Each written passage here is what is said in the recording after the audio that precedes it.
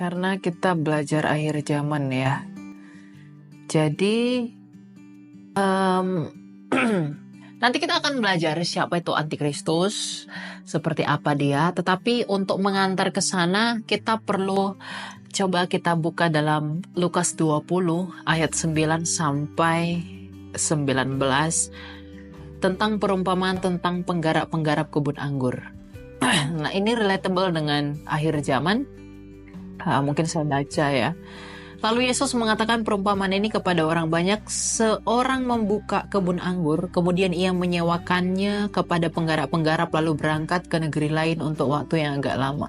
Dan ketika sudah tiba musimnya, ia menyuruh seorang hamba kepada penggarap-penggarap itu supaya mereka menyerahkan sebagian dari hasil kebun anggur itu kepadanya.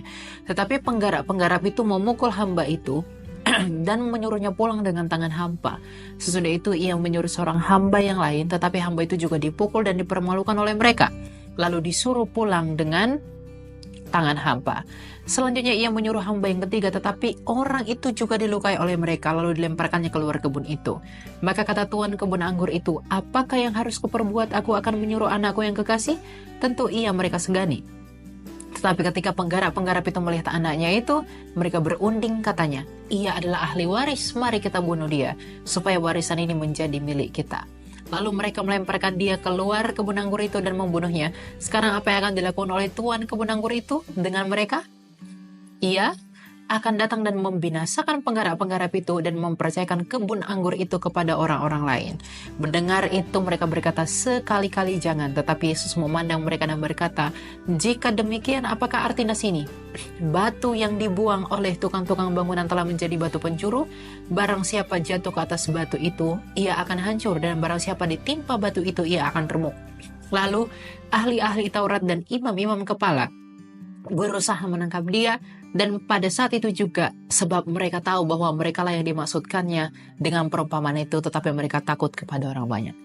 Nah, berbicara tentang akhir zaman, teman-teman, kalau kita melihat di perjanjian lama, para nabi Israel itu dibunuh oleh bangsa Israel.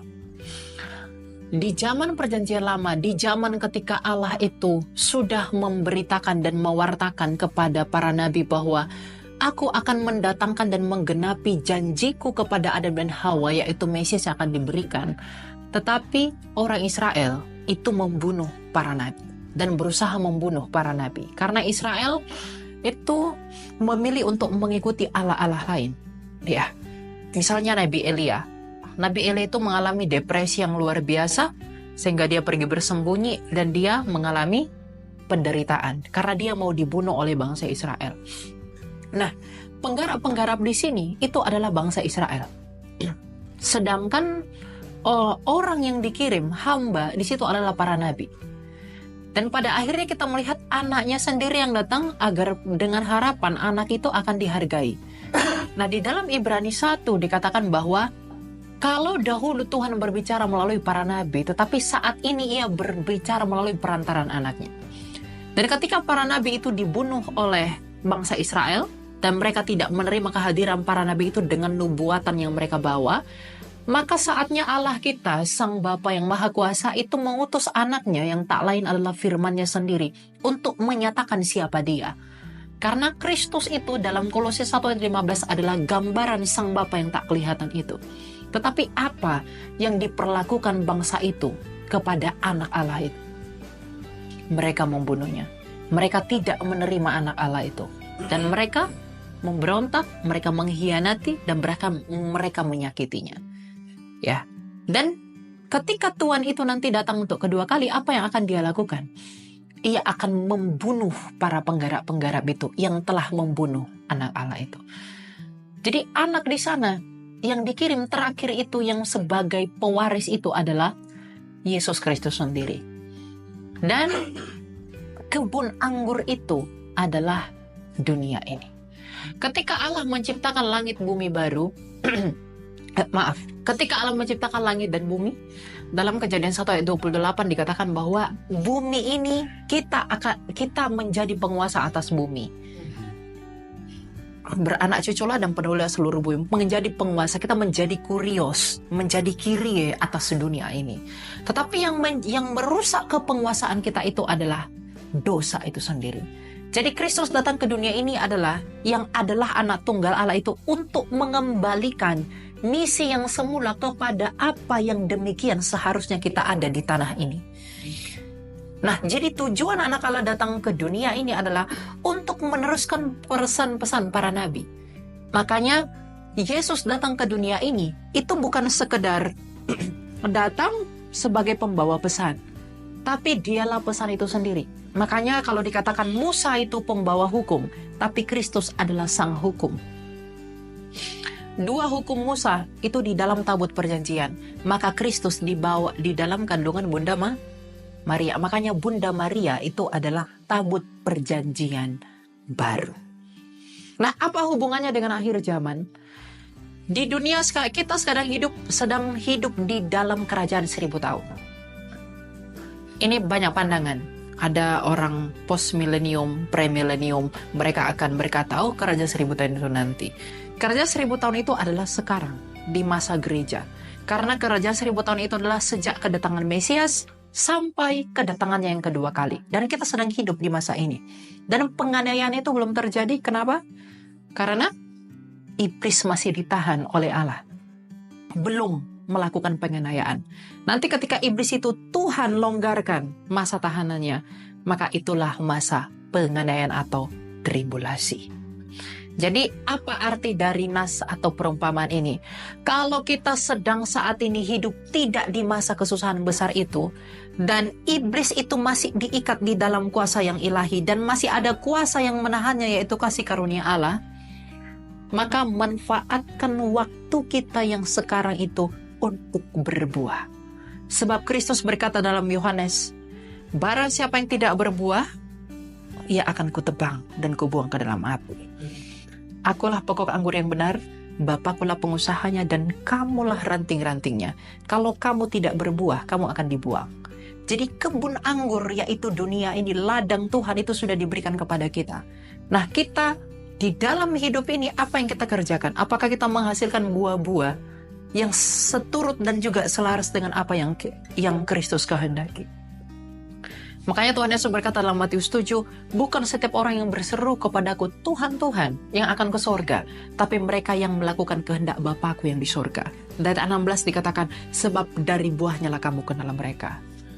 Ya, sebelum kita bahas siapa antikristus dan lain-lain, ini penting. Kenapa? Kalau kita tidak berbuah di dalam Kristus yang kita imani, itu sama halnya dengan bahwa kita menunjukkan ketidakpercayaan kita kepada Dia. Sebab kalau kamu percaya, kalau saya percaya, kamu tinggal di dalam Dia dan aku tinggal di dalam Dia, kamu pasti berbuah. Dan buahmu itu adalah buah yang mendatangkan kemuliaan Allah. Bukan buah-buah yang sia-sia sebagaimana orang-orang yang tidak mengenal Allah. Dan ada satu hal yang paling penting yang disampaikan oleh Tuhan kita Yesus Kristus. Dia pernah berkata begini, berbahagialah orang yang miskin di hadapan Allah. Lalu ada orang yang saya pernah berdoa, saya pernah berkata begini, yang mengundang pertanyaan baru. Dalam doa saya berkata begini, ya Tuhan, miskinkanlah saya di hadapanmu agar aku berbahagia, dan jangan jadikan aku kaya di hadapanmu agar aku tidak sengsara. Lalu banyak yang pro kontra. Mereka bertanya, kenapa? Bukankah Bapak Abraham begitu diberkati? Tapi kaya miskin di sini bukan tentang materi, tapi tentang pengakuan. Kenapa Tuhan Yesus berkata berbahagialah orang yang miskin di hadapan Allah? Orang yang miskin di hadapan Allah adalah orang-orang yang dengan rendah hati mampu mengakui kerusakan totalnya secara spiritual di hadapan Allah. Maka ia merasa, I'm nothing. Saya datang samamu Tuhan, merendahkan diri, meminta pengampunan dosa dan belas kasih-Mu. Orang-orang yang selalu merendahkan dirinya adalah orang-orang yang miskin di hadapan Allah. Dan orang-orang yang seperti itu adalah orang-orang yang dikasihani Allah. Dan Tuhan Yesus berkata, berbahagialah orang-orang yang punya sikap hati yang seperti itu. Sedangkan kalau kamu menjadi kaya di hadapan Allah, itu adalah sama seperti orang-orang yang di luar Kristus. yang dengan usahanya sendiri mereka berpikir, aku dapat bersatu dengan sang surga dengan apa yang kau berbuat. Dengan kata lain, mereka meninggikan dirinya terhadap Allah, maka Allah pun akan merendahkan mereka dalam hari penghakiman. Ya, dan ayat 17 yang paling penting, batu yang dibuang tukang-tukang bangunan itu telah menjadi batu penjuru, dan siapa yang ditimpa batu itu, ia akan hancur. Artinya apa? Hal ini merujuk kepada konsekuensi ketidakpercayaan kepada Kristus. Batu itu adalah Kristus. Itu menggenapi apa? Menggenapi penglihatan Daniel 7. 4 kerajaan ditumbangkan. Neo Babilonia ditumbangkan oleh Media Persia. Media Persia ditumbangkan oleh Yunani. Yunani ditumbangkan oleh Roma. Roma ditumbangkan oleh Kristus. Makanya kerajaan terbesar di dunia ini sekarang adalah kerajaan Yesus Kristus. Roma tidak lagi berkuasa, Yunani tidak lagi berkuasa, tetapi yang berkuasa itu apa? Gereja di dunia sekarang ini. Dan itu yang Tuhan Yesus katakan bahwa kalau siapa yang tertimpa batu itu, dia akan hancur dan binasa. Jadi kalau kita tidak percaya kepada Kristus, dan kita tidak punya buah yang tetap di dalam Dia, dan kita tidak menggarap kebun anggur itu sebagai pekerja yang diberikan oleh Allah kepada kita, dengan apa yang dipesankan oleh perantaran para nabi dan Kristus Yesus sebagai Sang Sabda, kita akan mati. Jadi, coba, sebelum kita mengenali tanda-tanda zaman itu, kan kita harus menjadi 5 gadis bijaksana itu. Bukan dengan gadis bodoh. Ada begitu banyak orang terlalu bersemangat bahas antikristus, bahas siapa itu antikristus, tanpa menyadari bahwa dia adalah antikristus itu sendiri. Bedakan antikristus, bedakan sang antikristus. Sang antikristus itu satu orang. Kalau antikristus kecil yang kata Rasul Yohanes itu sudah ada sejak zaman Kristus, yang menyangkali Kristus.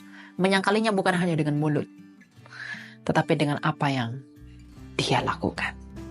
Apakah yang kamu lakukan menjadi sandungan bagi orang lain atau tidak? Wah. Oke.